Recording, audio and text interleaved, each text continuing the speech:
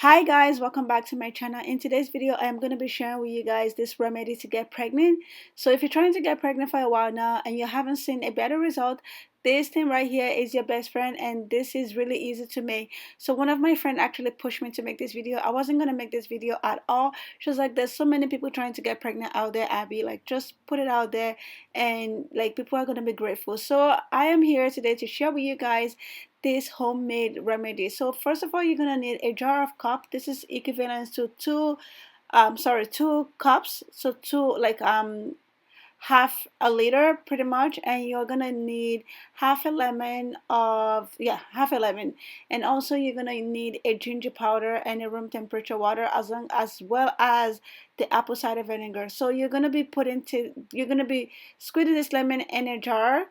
And honestly, guys, if you're on your period, during the time that you're going to be using this is when you're on your period. Do not use this after your period, starting from the first day to the last day of your period. Do not use this when you're ovulating.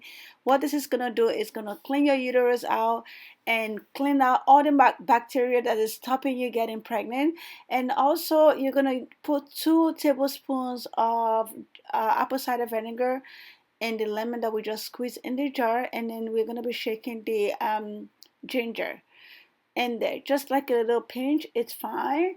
So like I was saying, what this is gonna do is to clean out your uterus. Trust me, there's so many bacteria in there that we don't know, that we don't see.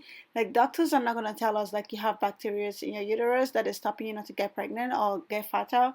This is gonna clean everything out, get you ready for pregnancy. And make sure you have sex during your ovulation. Make sure you start having sex at least a day before your ovulation, up to like the time that you finish your ovulation, ovulation. So you don't have to have sex every single day, just like 2-3 times during your ovulation is fine. And that's pretty much everything. Don't forget to subscribe and thumbs up. Bye bye.